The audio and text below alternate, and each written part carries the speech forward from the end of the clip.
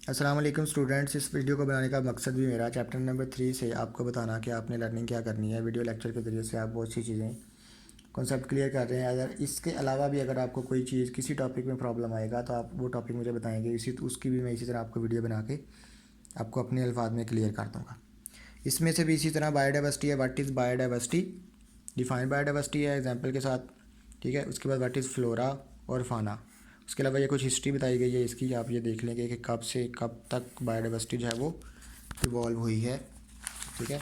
आगे चलेंगे तो ये इंपॉर्टेंस ऑफ बायोडाइवर्सिटी है, बहुत अच्छे से इसको करेंगे। दो पार्ट में इसको डिवाइड किया गया, मतलब ये प्लांट्स के बारे में बताया गया है और उसके अलावा ये कुछ केमिकल के बारे में बताया गया कि कैसे रिसाइकल होते हैं और हमारी बायोडाइवर्सिटी को मेंटेन करते हैं। इसी तरह क्लासिफिकेशन में आएंगे। क्लासिफिकेशन एम्स हैं उसके, मकासद और प्रिंसिपल, ठीक है। यहाँ पे बताएगी ये टैक्सोनॉमी की डेफिनेशन है, सिस्टमेटिक्स की है, और ये एम्स हैं दो क्लासिफिकेशन के। इसी तरह बेसिस ऑफ क्लासिफिकेशन है, बहुत अच्छे से करेगा एग्जाम्पल के साथ। टैक्सोनॉमिक हायरार्की है, ये टैक्सोनॉमिक हायरार्की की डेफिनेशन है, ठीक है। उसी तरह ये आगे टैक्सोनॉमिक हायरार्की को डिफरेंट टैक्सा में कैटेगराइज किया गया है, phylum, class, order, family, genus, species. तो सबसे ऊपर इसके किंगडम आता है, जो सबसे बड़ा ग्रुप होता है, ठीक है। वो इसमें आपको बताया गया। ये सिंपल क्लासिफिकेशन इंसान की दी गई है, किंगडम कौन सा है उसका, और इसी तरह ये पी प्लांट की दी गई है, kingdom, phylum, class, order, family, genus और स्पीशीज। इसी तरह स्पीशीज की डेफिनेशन यहाँ पे बताई गई है, बहुत अच्छे से आप इसको करेंगे, ठीक है। और ये क्वेश्चन है एक्सरसाइज के अंदर है, क्वेश्चन नंबर 2, ये उसका आंसर होगा, क्वेश्चन 2 एक्सरसाइज, ठीक है। ये वही आपको बताई गई इंसान की बताई गई है क्लासिफिकेशन, जो यहाँ पे आपको मेंशन की गई थी। इसमें बताया गया है म्यूल कैसे प्रोड्यूस होता है, जब दो सेम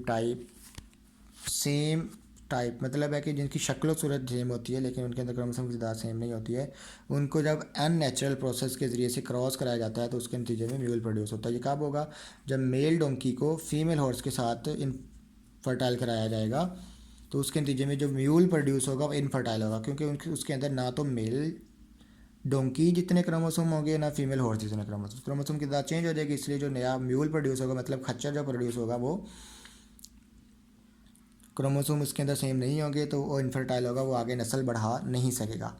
इस चीज़ को प्रोड्यूस करने का मकसद सिर्फ ये है कि जो मेल डोंकी जो होता है वो ज़्यादा वज़न उठा सकता है लेकिन तेज़ भाग नहीं सकता है, जबकि हॉर्स जो होता है वो तेज़ भाग सकता है लेकिन वज़न नहीं उठा सकता है। तो दोनों की करैक्टरिस्टिक्स को मिला के एक म्यूल प्रोड्यूस किया गया ताकि वो ज़्यादा वज़न भी उठा सके और तेज़ भी भाग सके, ठीक है। उसके बाद आगे चलेंगे तो यहाँ पे ये कुछ हिस्ट्री बताई गई है क्लासिफिकेशन सिस्टम की कि किस किस साइंटिस्ट ने क्या क्या कारनामा अंजाम दिया था। कैरलस लिनियस बहुत इंपॉर्टेंट इसमें आता है क्योंकि इसने बाइनॉमियल नोमेनक्लेचर भी डिस्कवर किया था, तो अब जो मैं आपको अभी आगे बताऊंगा। यहाँ पे बताया गया है कि टू किंगडम क्लासिफिकेशन सिस्टम था। What is two kingdom classification system, और यहाँ पे वाई अनवर्केबल, मतलब इसके ड्रॉबैक क्या थे, ड्रॉबैक ये आपको बताया गया है। What is two kingdom classification system plantae और एनिमल में डिवाइड किया गया था सबसे पहले जानदारों को।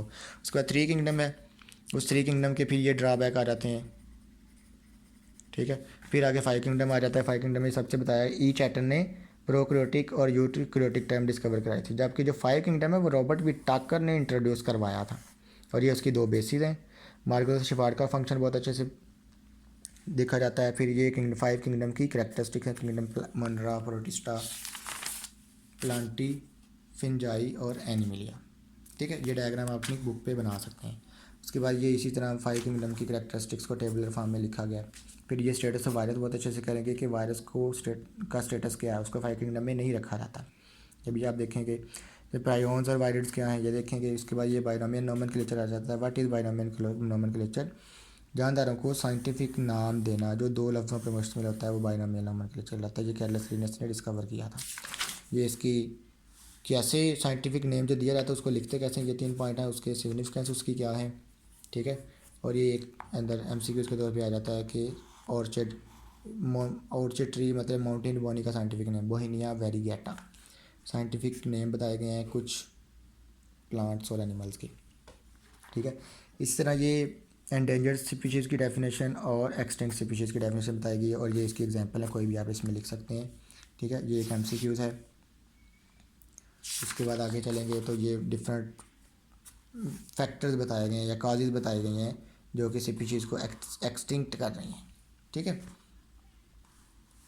और आगे चलेंगे तो ये काजी डिफॉरेस्टेशन की डेफिनेशन आ जाएगी, डिफॉरेस्टेशन की काजी आ जाएगी, डिफॉरेस्टेशन के इफ़ेक्ट आ जाएंगे। ठीक है, आगे चलते जाएंगे तो ये over hunting, what is over hunting है। यहाँ पे एक एमसीक्यू भी आपको आएगा कि जो केपीके के अंदर जो क्लोज कैनोपी फॉरेस्ट है वो हर साल 1% कम होता जा रहा है, मतलब उसको काटा जा रहा है।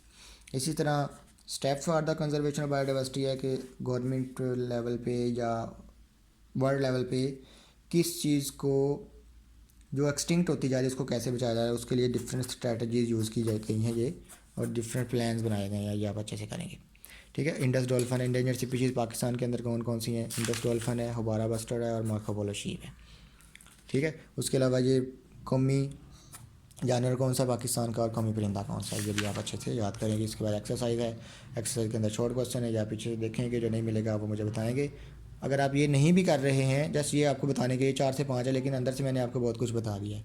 ये 4 से 5 क्वेश्चन है, ये भी आपकी ये टैक्सोनॉमिक और सिस्टमैटिक में डिफरेंस बताया, डेफिनेशन के लिखने नेचर एक्सटेंसिव पीछे में बता दिया है, मार्कस और शेफार्ड का फंक्शन या रॉबर्ट विटाकर का, और ये क्वेश्चन मैंने आपको पीछे बताया था क्राइटेरियन वाला, और difference between mode of nutrition fungi and animal, ये आपको बताना ज़रूरी है। ये यहाँ पे जो आपने 3 किंगडम पढ़ा है इसमें बताया गया है कि जो एनिमल फिंजाई होता है वो ऑटोट्रॉफ्स हैं, जबकि जो एनिमल्स होते हैं वो हेटरोट्रॉफ्स हैं। ठीक है, ये इसमें डिफरेंस है। और फिंजाई का जो मोड ऑफ न्यूट्रिशन है वो एब्जॉर्बटिव है, एब्जॉर्ब करता है, जबकि जो एनिमल्स का है वो इंजेस्टिव है। ये एक डिफरेंस है इसके अंदर। अल्लाह हाफिज़।